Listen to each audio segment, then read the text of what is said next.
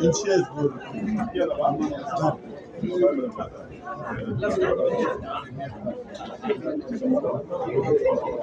Combien de chaises? Combien? Il en reste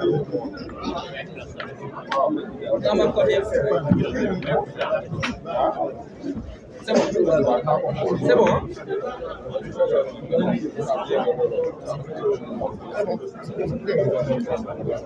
C'est bon.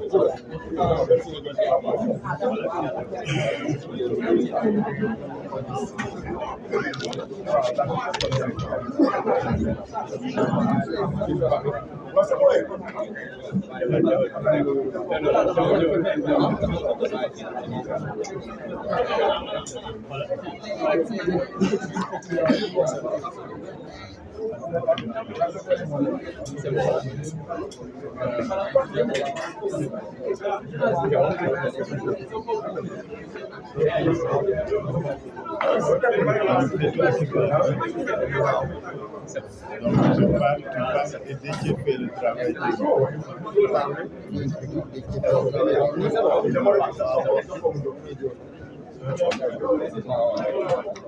voilà, mesdames et messieurs,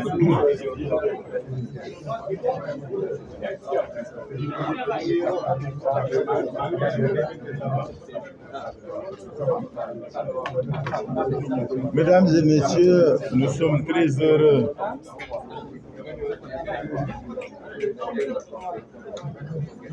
de vous retrouver et nous vous remercions d'avoir si nombreux répondu à notre invitation. Quand je dis nous, il s'agit des responsables de l'intercommission Yewwi Wallu. C'est une conférence de commune, un point de presse commun au lendemain du scrutin du 22 juillet 2022. ñu bëggoon rek ginnaaw bi ñu sante Yàlla julli ci Yonent bi nuyu askanu Sénégal muy góor muy jigéen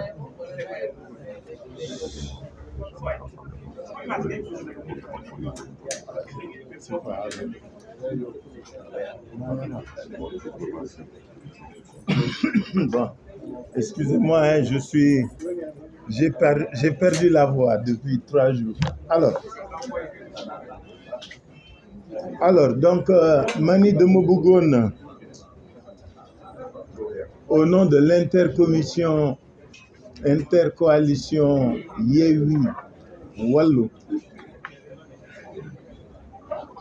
gërëm sant ñi nga xam ne ñëw nañu fii tey comme journaliste, comme homme de communication et de presse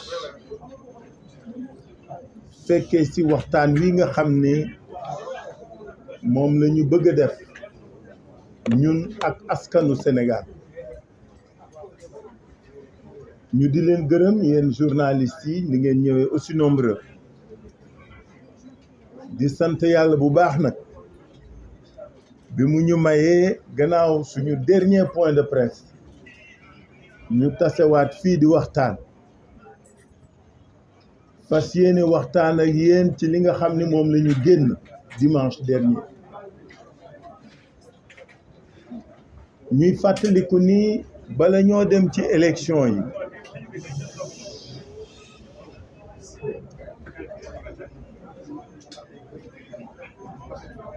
ils ont fini.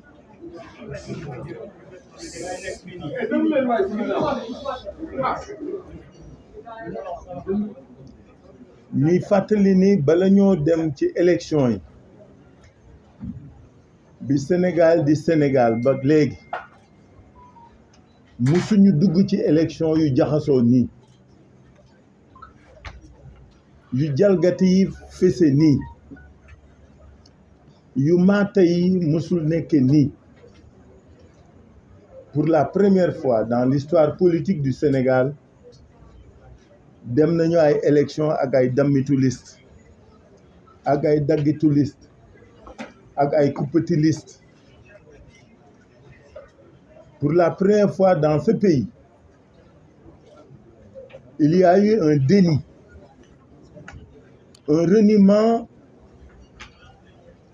de tous les organes yoo xam ne ñoo waroon di àtte wala waroon dalal xelu ñi nga xam ne ñoo séq joŋante bi.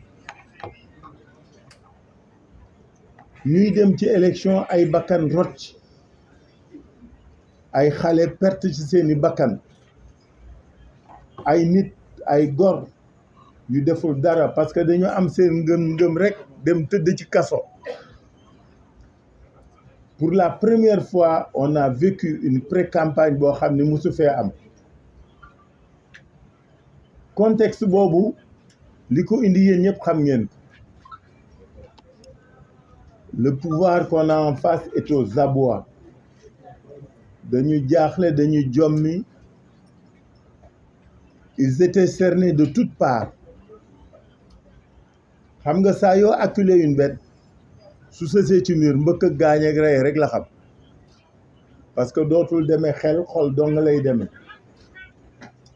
Et c'est ce sauve-qui-peut qui a fait qu'on a été dans un scrutin, en tout cas dans un pré-scrutin très chahuté, très houleux, très disputé, et malheureusement qui laissera des traces pendant longtemps dans l'histoire politique et démocratique de ce pays. Ni ñu organiser législative ren mosu fee am. Contexte boobu moo tax ba ku nekk ci ñun dem nga ci élection yi ak xel ak xol boo xam ni musul am.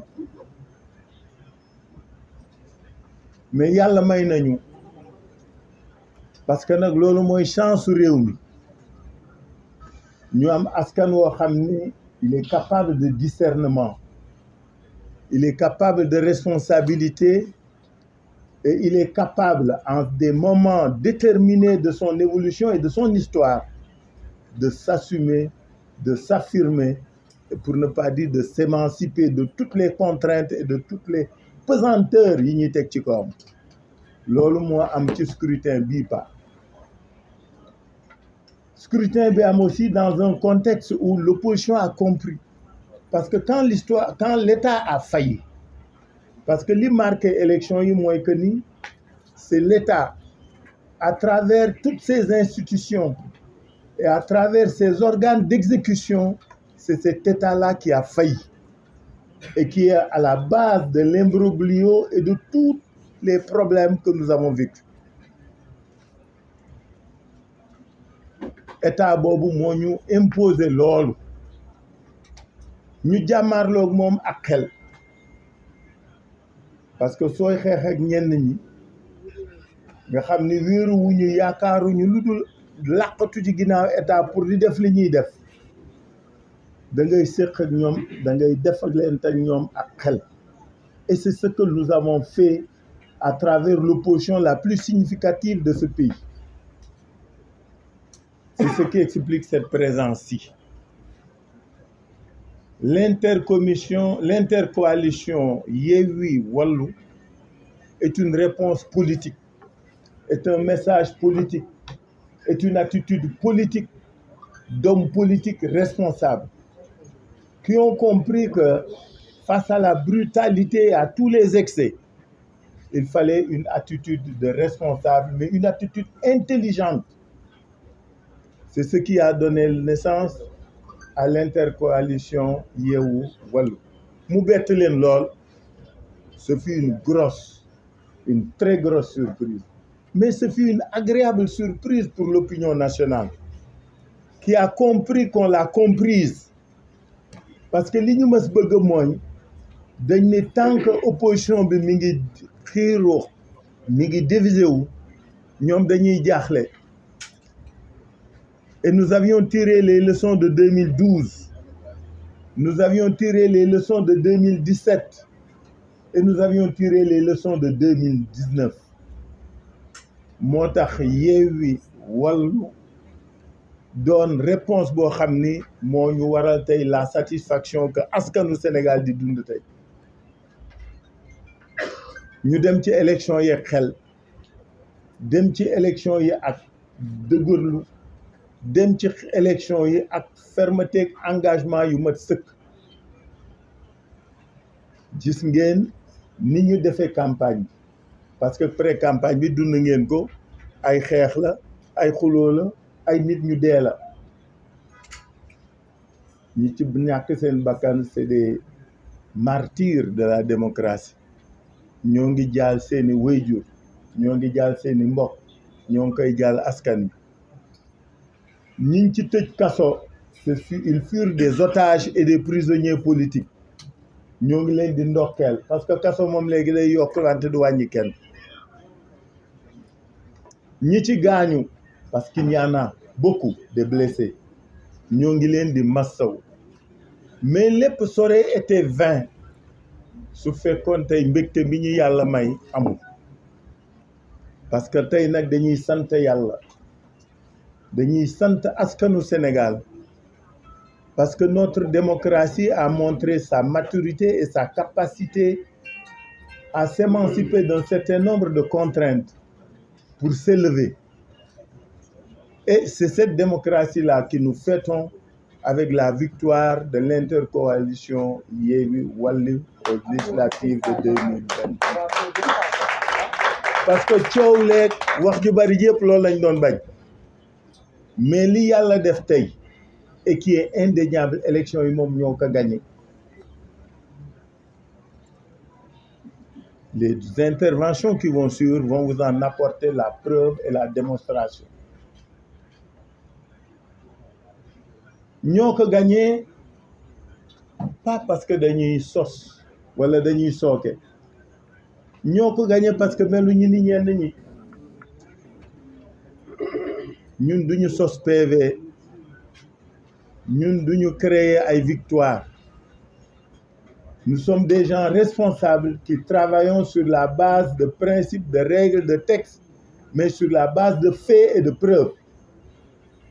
C'est avec des PV normaux, issus du processus et non préfabriqués, que la ñuy wax li ñu wax. ñi ci tegu daañ ko wax li mu mën rek bëral Sénégal mooy dañu gagné te duñu nangu ku sàcc suñu victoire, duñu nangu ku confisquer suñu victoire, duñu nangu sax ku ñëw di ko jéem a tilimal wala gàkkal. Notre victoire ne fait aucun doute ci kàttanu yàlla, mais surtout grâce aux Sénégalais et aux Sénégalaises. ñu leen di gërëm di leen sant. Donc conférence de presse bi, point de presse bi, c'est pour vous expliquer lan la ñu am ak fan la ñu wekk li ñu wax. may féliciter bu baax les têtes de liste de Wallu et de Yewwi. Wallu avec le président Wade, qui n'a plus rien à prouver, mais qui par son engagement nous montre qu'un combat pour la vie, c'est un combat de conviction et de foi. Kooku du fay du naax saay. Et le fait qu'à l'âge où il en est, qu'il soit capable de venir s'investir, de parler aux Sénégalais de démocratie, de développement et de liberté, dañ ko ameel njukkal. C'est de aussi féliciter, pour lui rendre hommage, notre tête de liste nationale Yewwi. Ousmane Sonko, qui a fait une très très belle campagne, n'en déplaise aux autres, parce que lolo ñu waral tous nos problèmes. Les gens d'en face ne voulaient pas de nos leaders, ne voulaient pas de nos responsables dans cette campagne. La seule chose qu'ils ont oubliée, ou qu'ils n'ont jamais connue, ou qu'ils méconnaissent, c'est que Yewwi si suuxa bi la ne gëm-gëm la projet la yéene la yaakaar la bëgg-bëgg la mat la jëriñ askan wi liggéeyal askan wi liggéey ngir askan wi liggéey ak askan wi loolu la ñu sóorul ci xol bi la ak ci xel yi dara mënu koo fay. Que tous nos leaders aient été écartés de la course a été une source de motivation et de fierté de servir l'idéal Yewwi et tous les candidats de Yewwi. C'est la raison pour laquelle des hommes comme Barthélémy et tous ceux qui sont derrière nous méritent d'être félicités parce qu'ils ont compris les enjeux et ils ont pris la place de tout le monde. loolu rek la gars yi sóorul woon xamuñu woon ni Yewwi dara mën a koo fay xel lañ leen tonto wuñ leen xol dañ leen wax ni ñun ñoo leen ëpp xel ñoo leen gën a muus soo amee doole wala ngay jëriñoo doole jàmbur doo réfléchir lu bari looloo leen dal su ñu yëgoon tey je suis sûr que si c'était à recommencer il n'invaliderait jamais notre liste parce que li ñu sénégalais yi wam ren ci taxawu ci adhésion ci contenté ci mbégte ci engagement mënuñu leen ko fay yàlla na leen ko yàlla fay au nom de l'intercoalition ñoo ngi gërëm askanu Sénégal ci loolu nga xam ni defal nañ ko Wallu ak Yewwi ci adhéré ci fi ñu leen woo ci adhéré ci taxawal démocratie boobu mooy première leçon bi deuxième leçon bi mooy ni campagne bi ak élection yi demee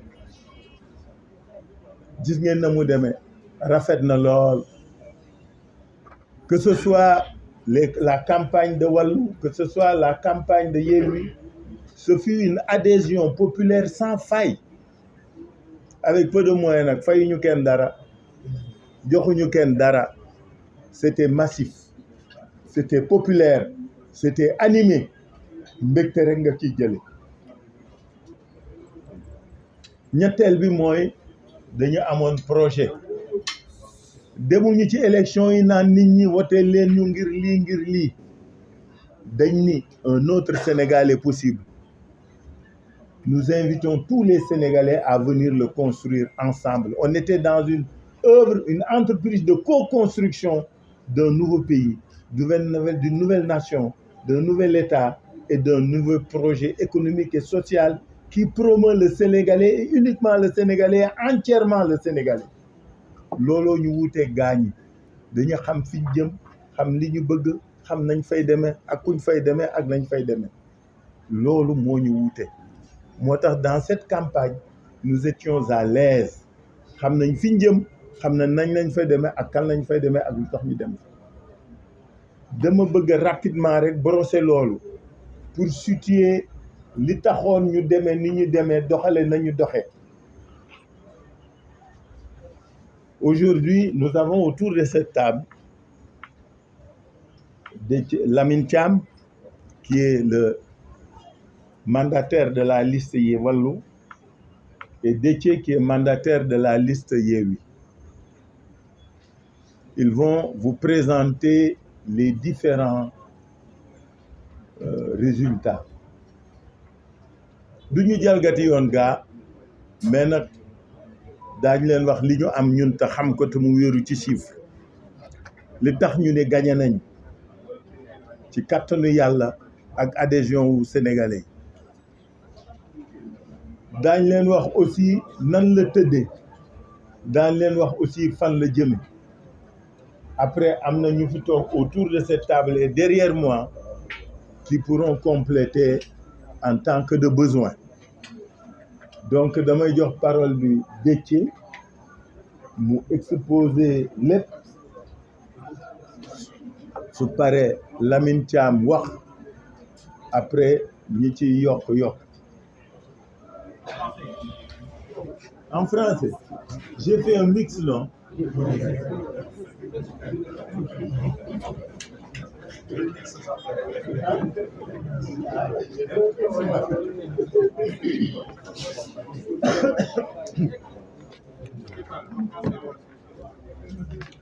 Je vais aller vite pour les deux, Inch'Allah. Kon asalaamaaleykum mbokku sénégalais yu ñuy seetaan yëpp di nuyu ku nekk ci turam ak santam di leen nuyu journalistes yi fi nekk di am mbégte toog fii encore une fois pour remercier mes sant sénégalais yi. Pourquoi? Parce que benn conférence de presse dañu def boobu ba tey intercoalition bi biñ koy def moo doon biñ leen dee présenter formule bi nga xam ni moom la ñu taxawal pour dem ci élection yi mu doonoon formule bu compliqué biñ ko taxawalee ma doon wax fii ni sénégalais yi ñoo ngi naan ñu en ces termes laa ko waxee woon biipe ngeen ñu daan leen wan ni ñun ñu am crédit noonu laa ko waxee woon parce que formule lañ leen indiloon ñu nekk en face ni non formule bi dafa compliqué sénégalais yi duñ ko comprendre pire ñu ni même dans les bureaux de vote dañ fay teg ñaari liste yi pour que gars yi mën a jaawale mais sénégalais yi wane ni lu ñu indi rek ils sont capables de comprendre beaucoup plus que ni ñu ko yaakaaree et loolu lañu waxoon fii bi ñu toogee et loolu dafa vérifié wu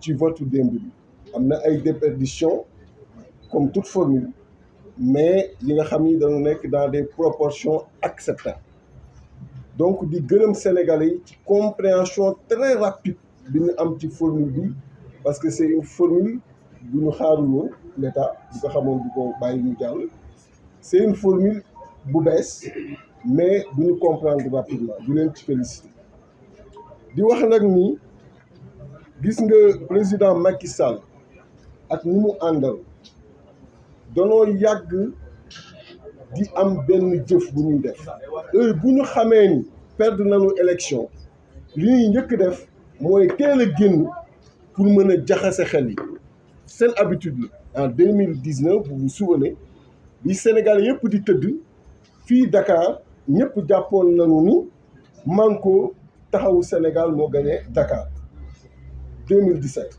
mais ñu yeewu gis ni tripartite yooyu noonu résultat yi ba ni ñoom ñoo gagné avec 2000 ou 3000 voix yéen ñëpp jaaxle ngeen démb bi madame Mimi Touré génne di joxe ay résultats alors qu'en ce moment moom ci boppam xamoon na ni kenn pareegul au niveau national di compiler seen compilation pour mën a am résultats yu vrai parce que ils ne sont pas plus organisés que nous tout le monde sait qu'en termes d'organisation Yewwi Askan Wi amul lu muy xaar ci kenn ils le savent parce que les équipes sont là et ailleurs di travailler à temps réel waxtu bi muy joxe même président yi nga xam ne ñoo nekk ci tribunaux yi ñoom xamuñu kan moo gagné ku gagné mënoon nañ def comme ñoom mais xam nga nit yaay def sa bopp kilifa wala doo def sa bopp kilifa te respect dafa bokk boo war am ak askan wi booy taxaw di wax ak ñoom nga wax leen lu dul deñ et c'est juste ça mais di leen wax et le président Khalifa wax na ko léegi am na yi nga xam ni dafa mënatul am Sénégal nit gagné nga confisque victoire bi dafa mënatul am Sénégal nit gagné nga naan yaa ngi jéem jaxase xel yi mënatul am Sénégal d'autant plus que ñan ñoo nekkoon di joxe résultat yi mais c'est cette presse bii doon joxe résultat bi même presse boobu la convié à minuit pour jox leen li nga xam ne ñoom ci seen bopp ñu koy couvrir xam nañ li muy wax demeewul noonu on a beaucoup de respect pour elle essentiellement mais ñi nga xam ni ñoo doon joxe résultat yi seen ay organes xam nañu ni ñoom li ñu joxe ak li madame Mimi Touré wax ci waxtu boobu wute na am na ay journalistes yi nga xam ne ils n'ont même pas pu se retenir c'est dans la même salle lan ko wax ba foofu am ay tolof tolof yu leen fa dal yu leen ciy mastaw donc pour leur dire que vraiment nañu génn ci schéma boobu du schéma bu gën du schéma buy indi dal ci réew mi et du schéma buy sénégalais yi di accepter parce que suivre une campagne aussi bien pour Wallu et pour Yewwi. Les Sénégalais nous gagnent massivement partout où on est passé. En 14 jours, on a fait pratiquement tout le pays.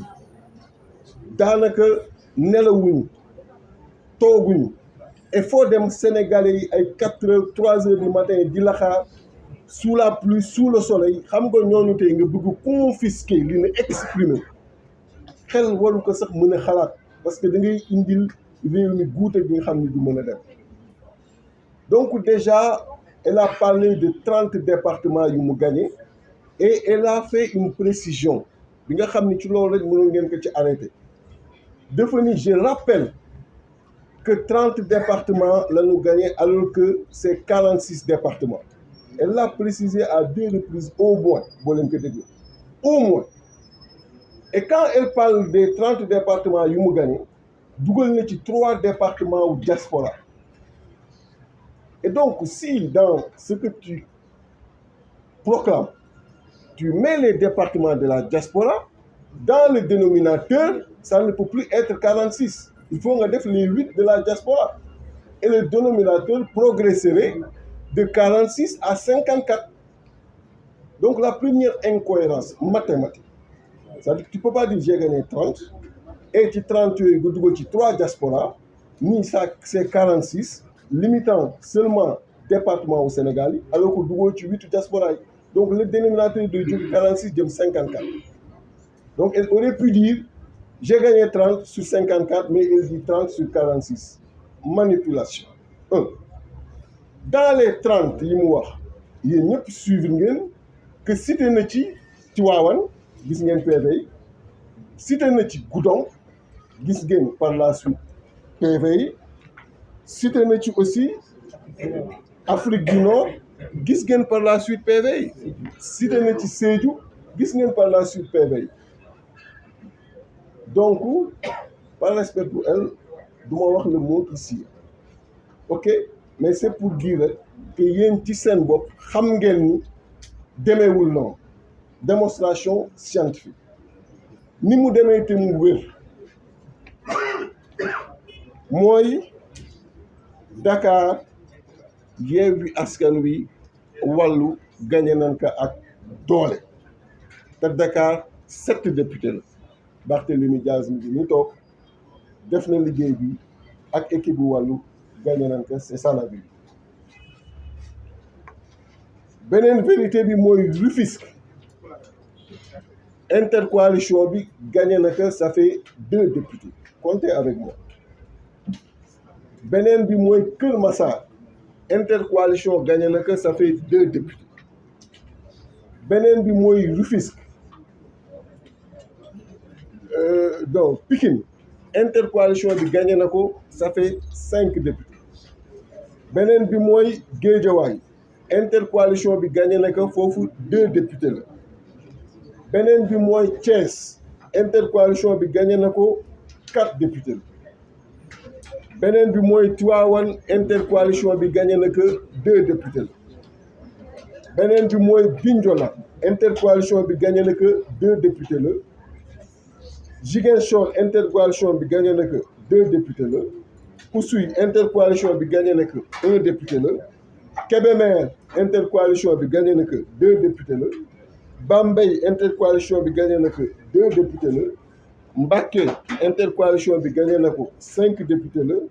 Saint-Louis intercoalition bi gagné na 2 députés la. Sédhiou intercoalition bi gagné na 2 députés la.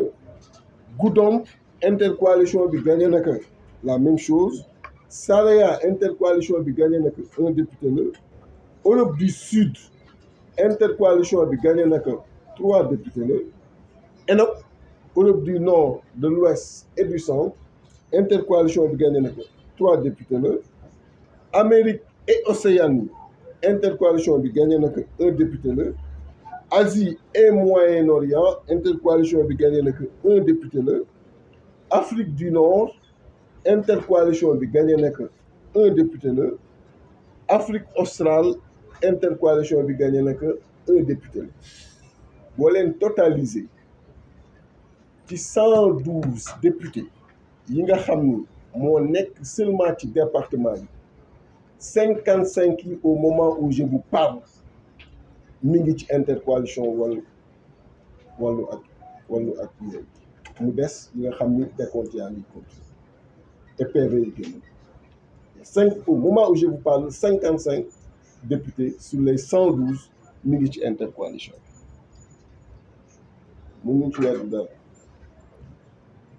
te boo leen xoolee département yi ma lim xam ngeen Sénégal ni mu tëddoo électoralement parlant wér na leen mooy département yi ëpp doole ci Sénégal moo tax dans l'analyse comme ñoom dañuy wax ay nombre de départements on est allé au-delà après démonstration que nombre bi mu wax conforme à la réalité on est allé au-delà parce que les départements n'ont pas le même poids électoral ñun département yi ñu gagné boo jëlee bu nekk le nombre d'électeurs ba fa nekk nga additionné département yooyu nombre d'électeurs yi day représenter 55%. Vous avez bien retenu le chiffre. 55% du fichier électoral. Donc ñun département yi ñu gagné boo jëlee seen nombre d'électeurs additionné leen day représenter 55%. yi ñu amagum boobu 55%. donc ça veut dire que ñoom li nga xam ni tey jii nii moom la ñu amagum ñoom faites la différence day doon 45%. Voilà les chiffres xam nga en mathématiques les chiffres sont beaux.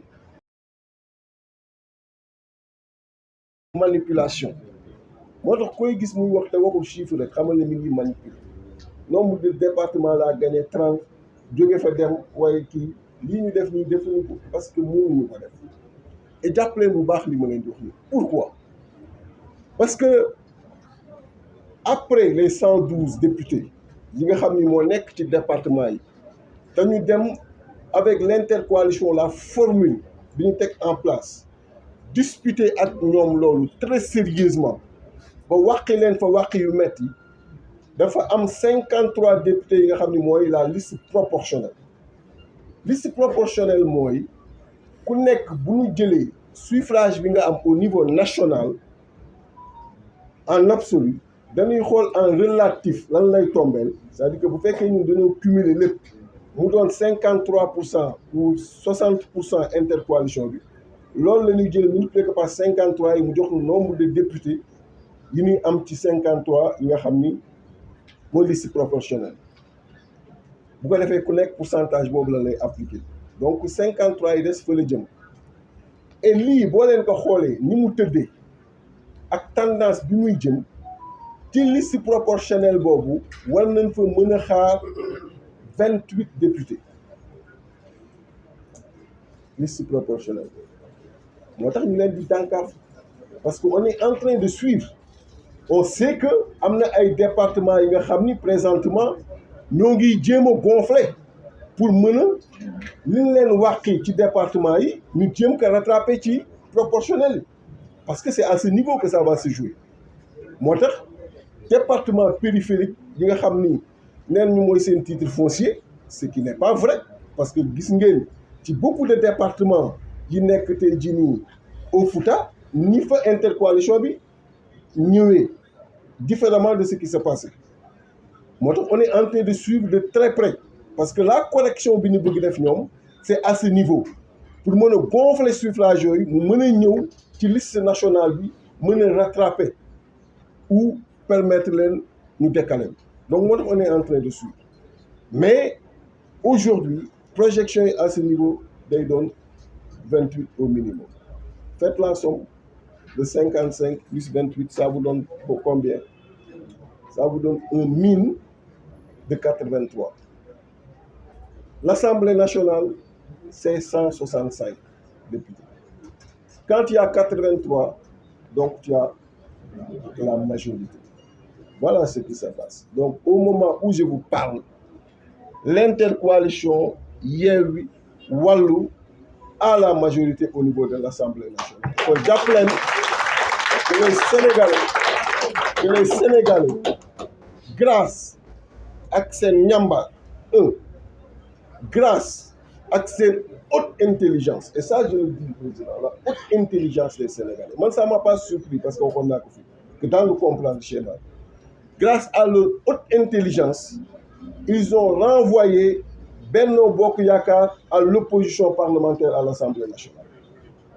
Donc jàppaleen tey ni opposition parlementaire bi biir Assemblée nationale Benno Bokk Yakaar la majorité parlementaire foofu Assemblée nationale intercoalition Yewwi Wallu la loolu mooy dëgg ci te loolu naka accepté kon président de l'Assemblée nationale ci intercoalition bi lay jóge Macky Sall bëgg que ak mu bañ que opposition mooy doon deuxième personnalité du pays loolu la yàlla def donc naka nag jàmm am dañuy alerter nag kilifa yëpp yi fi nekk ci lii nga xam ni c'est mathématique nit mënu ko bouger loo que ñu bàyyi xel ci fi Macky Sall jëm te madame Mimi Touré annoncé ko dem parce que du jàll te lu leen wax ni du jàll xam ngeen ko lu ñu war joxe pour mu bañ a daal daan ko joxe parce que ay surseeg ay tëñaaleeg yooyu tey wuñu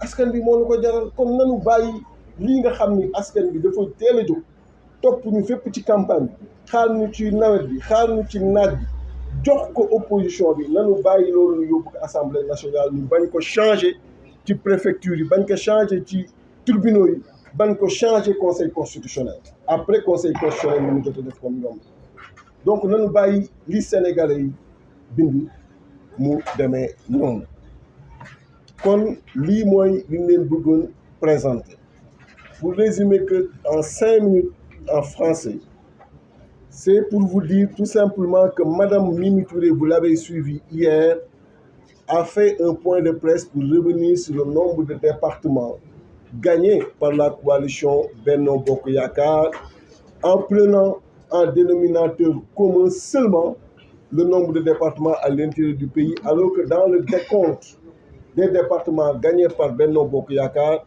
il a eu à introduire au moins 3 départements de la diaspora. Et en toute rigueur, le 46 qu'il a pris comme dénominateur commun devrait passer à 54 et elle devrait rapporter les 30 sur les 54. Et même sur ces 30 proclamés, vous avez tous suivi par la suite ce qui s'est passé dans certains tribunaux de certains départements, dont Goudomp, Sédhiou, Tivaouane et Afrique du Nord, où les résultats ont été publiés et qui sont largement favorables à l'intercoalition Yewwi Wallu. Pour dire la manipulation. Nous avons beaucoup de respect pour elle, j'insiste sur ça, mais on n'attendait pas à cette heure où les compilations se poursuivaient, qu'elle sorte pour annoncer des chiffres dont elle n'en a aucune maîtrise. Mais les chiffres qui sont réels et que je viens tout à l'heure de vous présenter donnent l'intercoalition Yewwi Wallu 55 députés sur les 112 qui étaient en compétition au niveau des départements au moment où on vous parle. Sachant que dans certains départements, le décompte se poursuit et les résultats ne sont pas encore proclamés. Et des proclamations de ces résultats, nous allons justement revenir sur ça. Mais retenez qu'au moment où je vous parle, 55 des 112 députés qui étaient pourvus au niveau des départements reviennent à l'intercoalition. Et c'était ça le schéma. Le schéma, c'était de retrouver Macky Sall dans les départements avec une formule qui permettrait de contenir le mode de scrutin multiplicateur. Ce qu'on appelle un mode de scrutin multiplicateur, vous avez suivi ce qui s'est passé en 2017. 49% avaient voté pour Macky Sall, moins de 1 Sénégalais sur 2. Et au niveau de l'Assemblée, il a obtenu les 75% des sièges, 3 députés sur 4. Vous savez donc qu'il n'y a pas eu une cohérence. Et si on devait rester dans le schéma où chacun resterait de son côté, il aurait encore bénéficié de ce mode de scrutin multiplicateur et aller gagner majoritairement au niveau des départements et nous laisser disputer les places sur la liste nationale. Ce qu'on a compris, et on a apporté cette réponse politique, mathématique, pour lui opposer une formule qui permet de contenir ce mode de scrutin dans les départements. C'est ce qui fait cette progression, même si nous avons vu justement qu'il y a encore d'autres départements dans lesquels il y a des manipulations qui ont existé et nous les suivons de très près. Et ces départements que nous avons gagnés représentent, si on cumule le nombre d'électeurs dans ces différents départements, ça représente 55% du fichier électoral au moment où on parle. Et donc, Macky Sall, les départements supposés gagnés par Benno Bokk Yakaar ne représentent que 45%. Ce sont des chiffres importants qu'il faudrait retenir parce qu'ils ont l'habitude de parler plus du nombre de départements gagnés que de leur poids électoral. Tout le monde sait que Dakar n'a pas le même poids électoral que Matam, même si l'électeur est de la même dignité. Mais en termes de poids électoral, tout le monde sait que les départements n'ont pas la même dignité électorale. C'est ça la vérité. Et donc, nous avons pris les départements à grand potentiel électoral. Ce sont ces départements-là que nous avons gagnés. Ce qui fait que nous avons gagné, cumulé, les départements qui font 55% de l'électorat, là où eux, ils ont gagné les départements qui font 45% de l'électorat. Rentrez avec ces chiffres, parce qu'ils n'ont jamais voulu le sortir. Parce que c'est un chiffre qui montre qu'ils sont aujourd'hui derrière l'intercoalition. Et pourquoi ces chiffres sont importants? C'est leur contribution sur la liste nationale. Parce qu'en plus des 112 députés, il y a 53 qui sont affectés sur la liste nationale et la répartition dépendra du pourcentage obtenu par chaque coalition. Et des projections que nous avons aujourd'hui et qui vont se confirmer, nous aurons sur ces 53 au moins 28. Et si vous faites l'addition des 55 plus 28, vous savez nettement que l'intercoalition Yewwi Wallu aura 83 dans une Assemblée nationale qui compte 165 députés et par conséquent aura une majorité au niveau de l'Assemblée nationale. Donc retenez que le prochain président de l'Assemblée nationale sera issu de l'intercoalition Yewwi Wallu. C'est ça. Et que donc la deuxième personnalité du pays viendra de cette intercoalition. Retenez également une autre chose inédite. La prochaine opposition parlementaire sera Benno Bokk Yakaar. C'est ça la vérité. Nous avons été pendant longtemps l'opposition parlementaire, mais les Sénégalais en ont décidé ainsi. Et il faut que ce choix-là soit respecté. Les Sénégalais ont décidé d'une cohabitation au niveau de l'Assemblée nationale. Nous leur avons vendu un programme, nous leur avons présenté les axes forts de ce programme et il faudrait que le président Macky Sall accepte ces résultats pour qu'on puisse dérouler au niveau de l'Assemblée nationale et croiser les besoins de ces Sénégalais qui nous ont suivis partout sous la pluie et sous la chaleur très forte dans certaines zones et qui ont attendu à des heures tardives nos différentes coalitions pendant la campagne électorale et profiter pour encore une fois remercier et féliciter toutes les populations sénégalaises pour cette grande sympathie qu'ils ont eu à nous manifester partout où on est passé. Féliciter nos têtes de liste comme l'a fait le président Khalifa Sall, Ousmane Sonko avec cette très belle campagne qu'il a eu à faire, le président Abdoulaye Wade représenté par le mandataire national Mamadou Lamine Thiam que nous avons croisé un peu partout. Ce n'était pas facile de faire une campagne en 14 jours et de toucher tous les départements du pays. Ça nous a valu énormément de sacrifices, ne pas dormir, justement parce que quelqu'un qui aspire à prendre en charge les préoccupations des Sénégalais compte tenu de la forte affection qu'il a envers eux, doit consentir en toutes circonstances ces sacrifices. Et ces leaders ont eu à les faire et c'est le lieu de les féliciter encore une fois. Merci, Monsieur le Président. Voilà ce que je voulais faire. Donne la parole au président Mamadou Lamine.